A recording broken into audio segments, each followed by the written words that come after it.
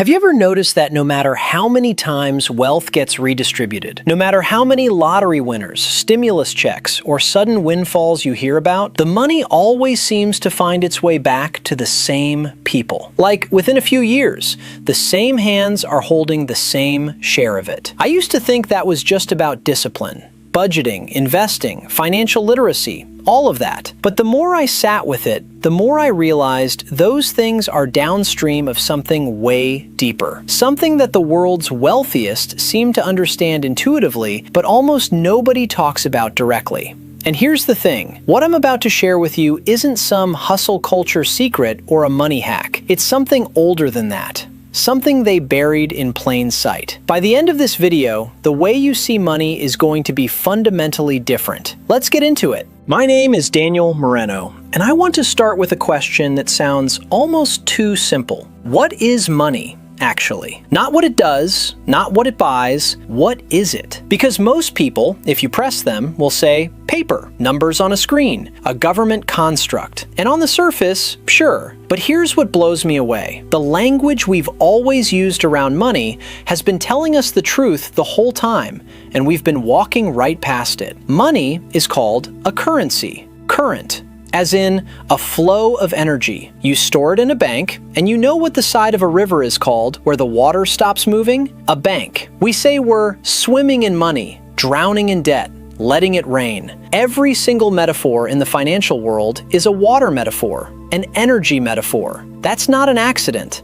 That's the original architects of this system leaving a trail of breadcrumbs for whoever was paying attention. So let's take that seriously for a second. If money is energy, then everything we know about energy applies to it. Energy doesn't care about your effort in the way you think it does. Energy responds to alignment. It flows towards certain conditions and away from others. And this is where the conversation gets real, right? Because there's a spiritual dimension to this that most people are either too skeptical to look at or have been actively discouraged from exploring. And when I say spiritual, I'm not talking about religious. Spiritual just means the unseen. The energy underneath the visible surface of reality. Everything you can touch is made of matter. Matter is made of particles. And particles, at their most fundamental level, are not little solid balls. They are wave potentials. They are possibilities that collapse into physical form. And what determines how they collapse? Consciousness. So if everything is energy,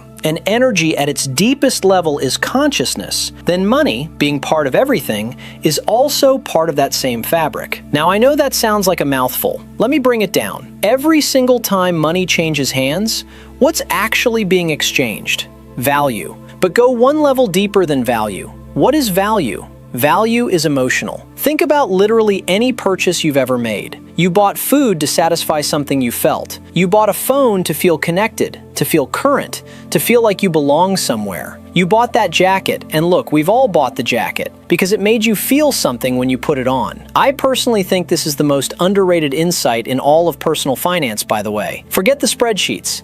Every dollar ever spent was spent chasing a feeling. Emotion is energy. Energy carries a frequency. And here's the pivot. The money you have in your life is not a reflection of your actions. It's a reflection of your inner state. As within, so without. Your income is literally a readout of what's happening on the inside. This is why you can work yourself into the ground and still feel like you're standing in quicksand, because the work is in the realm of effect. You're rearranging the shadow, and shadows don't change until the light source moves. So here's where it gets personal. And I want to be honest with you here, because I think this is the part most people skip over. I grew up in a household where money was associated with stress. Not greed, stress. Like, money was the thing you didn't have enough of, and the reason for most of the tension in the room. And so somewhere very early, I built a belief that more money meant more problems, that it was almost safer not to want it too much. I didn't consciously know that. I thought I was ambitious, but the belief was running in the background like malware, right? Just quietly sabotaging every move I made. And this is what I mean by false money beliefs. They're not opinions you consciously hold. They're programs installed in your subconscious before you were old enough to question them. There's a universal law, the Hermetic first principle, that says the universe is entirely mental. Your reality is modeled by your beliefs. So your money beliefs aren't just thoughts about money. They are the blueprint of your bank account. And the two most common false beliefs I see people carrying, and that I carried myself, are these. First, poverty is normal. When you grow up around lack, when not having enough is the default setting in your environment, your brain normalizes it. And whatever you normalize, your subconscious accepts without resistance. It becomes the baseline. So the universe isn't punishing you, it's just giving you more of what your system treats as home base. Second, that being broke is somehow more spiritually pure than being wealthy. This one has deep roots, and honestly, the history behind it is worth knowing. For centuries, religious and political authorities used the idea of spiritual reward in the afterlife to pacify people who were struggling materially in the present. The priests were wealthy, the royals were wealthy, but the masses were taught that poverty was noble, that struggle was holy. And because belief travels through generations like a genetic trait, a lot of us are still unconsciously running that program. Being poor doesn't make you closer to God. Let me just say that flat out. Abundance is the natural state of creation. Look at actual nature. There's more fruit on trees than we can eat, more seeds than the ground can hold, more light than we can absorb. Abundance isn't some elitist concept.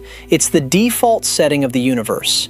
You being cut off from it is the anomaly. Now, beyond personal beliefs, there's something even trickier at play: the social contract. Here's the question. Have you ever felt guilty for doing well? Like genuinely felt weird about succeeding when the people around you weren't? I have. Years ago, I remember landing my first real win. Not even a huge one, and immediately feeling this low-level dread, like something was going to go wrong, like I'd broken some unspoken rule. And what I later understood was that success can feel like social death to the animal brain. Your ancestors survived by sticking together. Being different from the tribe was literal danger. So your nervous system is wired to suppress whatever makes you stand out. And money makes you stand out. So somewhere underneath the surface, your system is releasing a frequency that repels money. Not because you don't want it consciously, but because part of you is terrified of what having it will cost you socially. That biological survival loop is keeping you in the same frequency as everyone else. The social contract is real, and it will keep you average unless you consciously break it. All right, now let's take this to the next level, because everything I just said,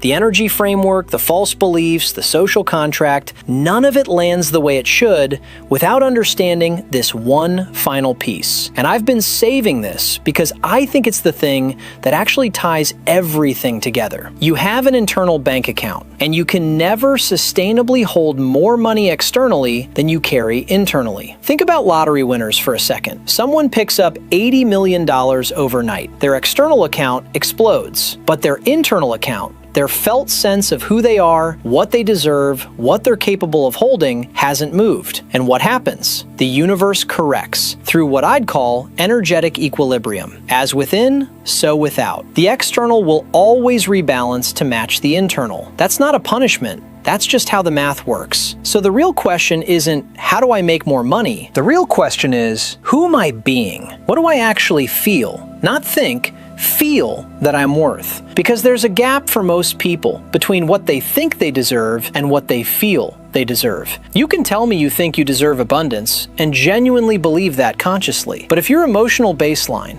your gut level, bone deep sense of self doesn't match that, the emotion wins. Every time. And I'll tell you something I've never said publicly in quite this way. A few years back, I went through a stretch where I was doing all the right things externally. I was putting in the hours, building, pushing, and I kept hitting the same ceiling. It was like running into glass. And when I finally got still enough to actually look at what I believed about myself underneath all the activity, not what I told people, not what I posted, but what I actually felt at 3 in the morning, it was ugly, right? It was a kid who didn't feel like he was worth the life he said he wanted. And everything shifted when that shifted. Your self-worth is the ceiling. The maximum amount of abundance you can attract will always be determined by how much you feel you deserve, not how much you think you deserve. And no vision board, no affirmation, no technique is going to outwork a deep internal belief that says you're not enough for this. So how do you raise the ceiling? You start by imagining both futures. What does your life look like if everything you want actually materializes? Really sit in that. Feel it. And then ask, what does it look like if it doesn't? Which future feels more real to you right now? The one that feels more real is where your internal set point lives. And the work is to stretch that felt reality, slowly and deliberately, toward the version of yourself that already belongs in abundance. Because here's the truth that all of this has been building toward. You are not a person trying to attract abundance from the outside. You are a creation with a divine spark inside of you. The same intelligence that grew a forest from a seed,